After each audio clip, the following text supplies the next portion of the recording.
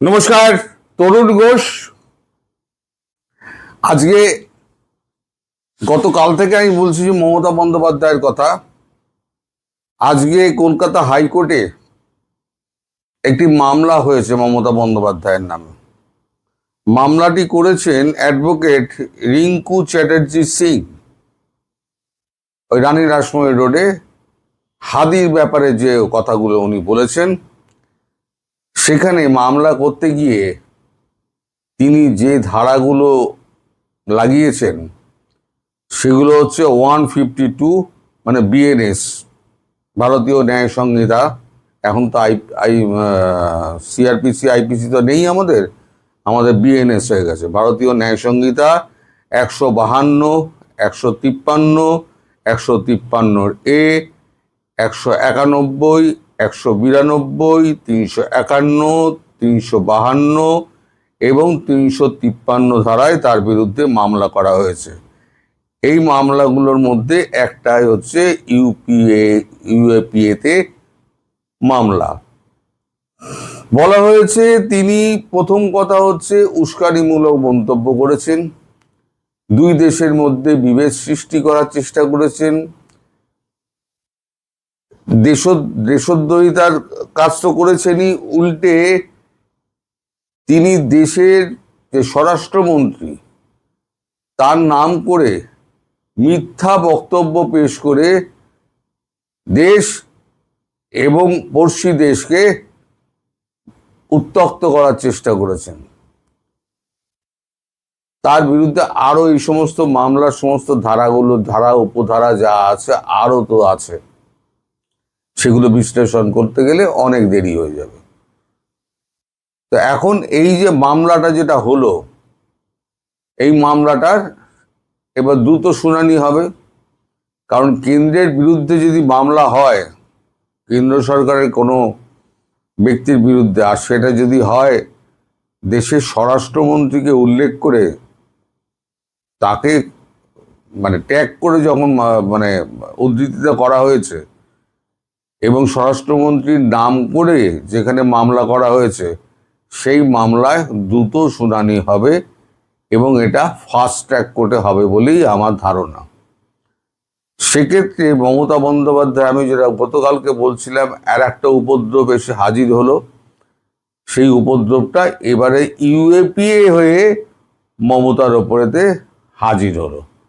অর্থাৎ ইউএপিএ হচ্ছে এমন একটা ধারা, সন্ত্রাসবাদী কাজকর্মের জন্য ইউএপিএ ধারা একটা আছে। সেই ধারায় যদি অ্যারেস্ট হয় তাহলে সেখান থেকে কেউ মুক্তি পায় না, আজীবন কারাবাস ভোগ করতে হয়। সে ইউএপিএ ধারায় তাকে মামলা করা হয়েছে এবং তার যা অডিও ভিডিও যে সমস্ত ফুটেজ রয়েছে, সেই ফুটেজগুলো সর্বত্র ছড়িয়ে আছে। কটা জায়গাতে উনি আর কি মুছবেন, ফলে এই মামলাটা তো প্রতিষ্ঠিত হতে যাচ্ছে। এখন এই যে গতকালকে উনি এই কথাটা বললেন, তারপর থেকে ভারতবর্ষের সঙ্গে বাংলাদেশের একটা উত্তপ্ত একটা সরকার টু সরকার নয়, পাবলিক টু পাবলিক একটা উত্তপ্ত একটা বাদানুবাদ চলছে। ওপারে সোশ্যাল মিডিয়া, এবারে সোশ্যাল মিডিয়া, দুই মিডিয়াতেই উত্তপ্ত বাদানুবাদ চলছে। এখন ওনার উদ্দেশ্য কি ছিল?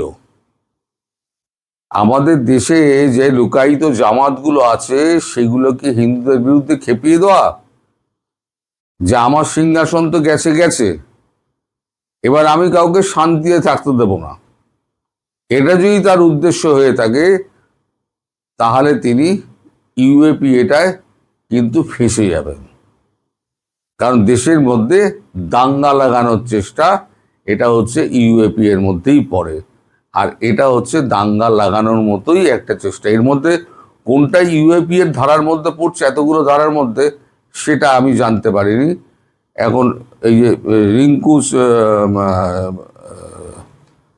রিঙ্কু চ্যাটার্জি সিং, তাকেও ভদ্রমহিলাকে আমি চিনি না। আমি তার একটি ছবি পেয়েছি, সেই ছবি আমি দেখিয়ে দিলাম।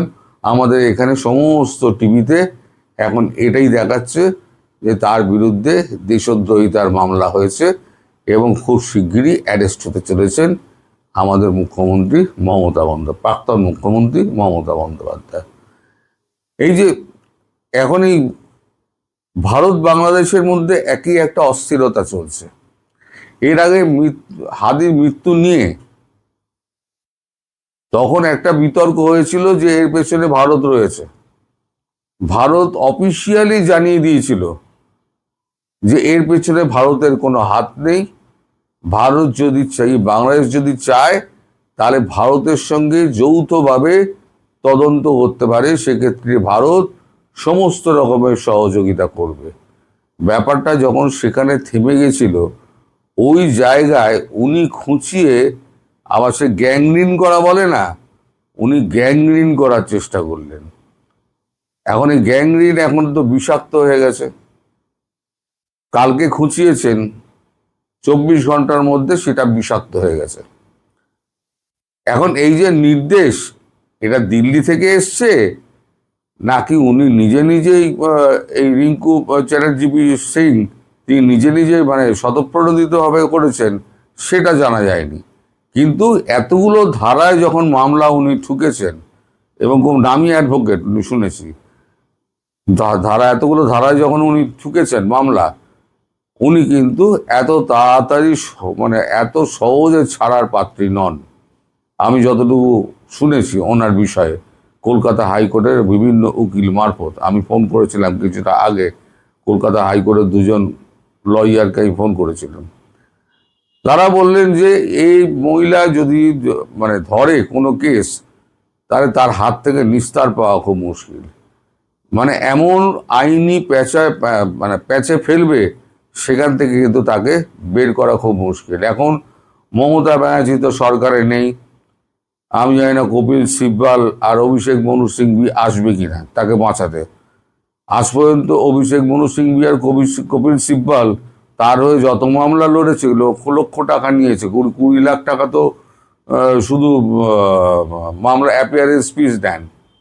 এবার যদি তাদের কলকাতা আসতে হয়, আর যদি আসেন কলকাতা যদি আসতে হয়, তাহলে তারা 3 গুণ 4 গুণ ফিস নেন। মানে 20 লক্ষ টাকা ফিস হলে তাহলে 60 থেকে 80 লক্ষ টাকা নেবেন। এছাড়া তাকে প্রাইভেট জেট দিতে হবে। প্রাইভেট জেটে উনি আসবেন, মামলা করবেন, প্রাইভেট জেটে ফিরে যাবেন, তার সময়ের এত দাম।